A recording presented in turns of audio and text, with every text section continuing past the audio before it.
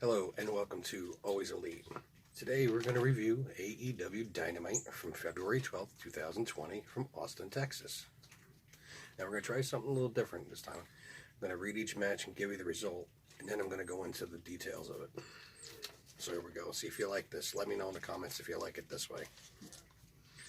First was the AEW Tag Team title match between SCU, Scorpio Sky, and Frankie Kazarian versus Hangman Page and Kenny Omega. Omega and Page with a V-trigger buckshot lariat combo for the win. SCU was very, very dominant in the very beginning of this match. Probably through 3/4 of it back and forth. You know, the first half, and then probably a little bit in the middle, and then there's lots of high-flying people, you know, lots of high-flying moves in the match. SCU worked on Kenny's back the entire match, the whole time he was in there, so that way he couldn't perform the one-winged angel or the V-trigger at that point. It was very, very effective, believe it or not. But as I said, we said the ending, so I'm just going to go on to the rest of it. After the match, the Dark Order, the Butcher and the Blade, Trent and Chuck, and Helico and Jack Evans come out, and all hell breaks loose. After like a minute or so, the Young Bucks come out and just clear house. They kick everybody out. I don't know why. Oh, maybe I do know why. It's because of the Tag Team Battle Royal next week. So there's a tag title shot, I believe, at Revolution coming up at the end of the month. The winner of that Battle Royal gets a shot at Kenny and Page for their titles. Then there was a promo with Santana backstage earlier in the day with Jim Ross saying how Jon Moxley is going to learn to walk around blind because he goes into a story about his father going blind at 14 and missing everything that he's ever done. Very, very, very effective interview / promo. Next, it was Dustin Rhodes versus Sammy Guevara with Jake Hager at his side. Dustin Rhodes wins with the final reckoning, which I thought was kind of cool. It was back and forth for most of this match. Most of this match lasted through the ad break. There was like a minute in the beginning, then an ad, and then there was like 2 or 3 minutes afterwards. It did not last very long. Hager, of course, tried to get involved, but it didn't happen. Dustin stopped it. After the match, though, Dustin gets on the microphone and tells Hager he was failing at MMA and in this company at AEW. And before he even steps in the ring, he told him he was failing, which was very, very powerful. In fact, Jake tries to go to the ring, but Sammy stops him, and he says he wants a match at Revolution. Right after that, Dr. Britt Baker comes out, says she helped Yuka with a decaying tooth by knocking it out for her. And all the crowd says she sucks and everything. She calls the crowd a Whataburger crowd, which is, I guess, their popular chain down there, their burger chain down there. Because she says they're all fat and their teeth are disgusting. Okay. Next is the AEW Women's World Title match. Nyla Rose versus Riho. Nyla Rose wins with a spear and a beast bomb, and Nyla becomes the new AEW Women's World Champion.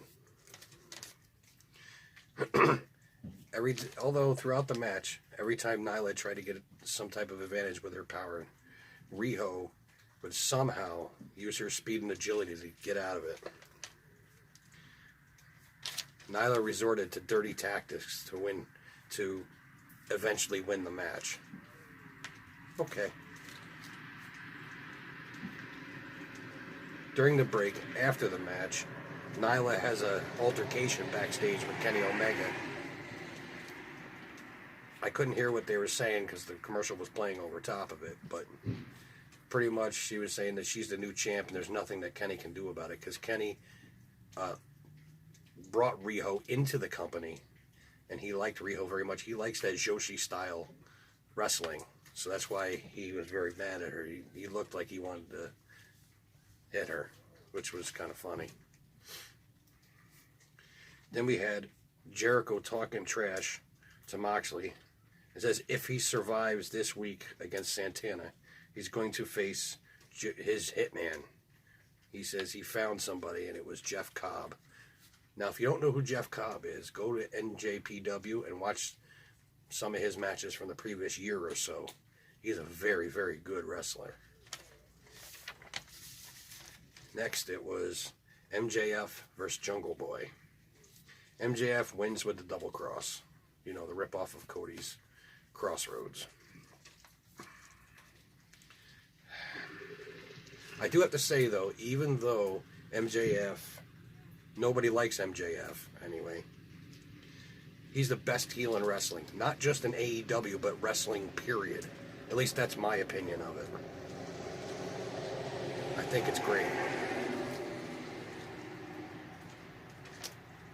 Very, very early on, probably through about halfway through the match, they match each other move for move.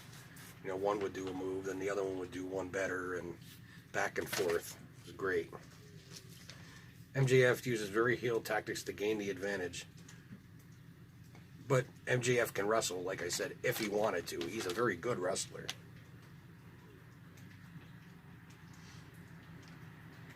After the match, Wardlow delivers an F5 to Jungle Boy. That's right. Well, now we know what Wardlow is capable of doing, an F5. It was a very nasty one, too. He spun him around. Didn't just flip him like Brock does. He actually spun him like a top. It was weird, but effective.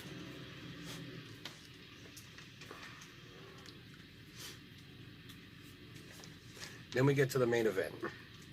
The eye for an eye match. Jon Moxley versus Santana.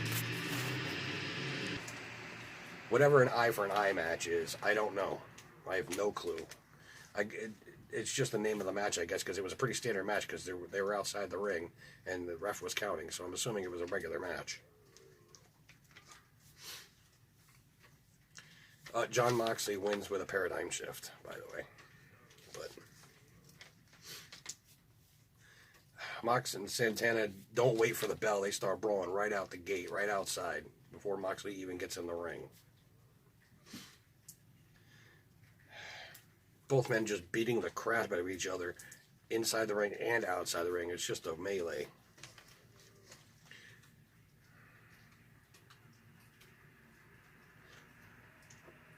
Santana tries to blind Moxley by gouging at Moxley's good eye, which was an interesting move. So yeah, that was a pretty neat tactic. I liked it. And of course, Ortiz tries to interfere, but at first it doesn't work. Tries to hit him with the loaded sock, but later he spits alcohol into Moxley's eye. It's blinding him. So both men at this point are blinded because Moxley started poking at Santana's eye. So they were both blinded. Moxley blindly hit the paradigm shift and got the win. But after the match, the Inner Circle comes down and just mauls Moxley. They beat the crap out of him. After they just beat the crap out of him and Jake Hager gives him a low blow, Jeff Cobb comes down to the ring. Jericho calls him down. He comes down to the ring and gives him his finisher, the Tour of the Islands. It's like a swinging, I don't know what it is, power slam. It's really weird. Well, anyway, that's how they went off the air. That's the end of Dynamite. Don't forget to like, subscribe, and hit that bell icon to stay up to date on what we're going to be doing next. And remember, always be elite.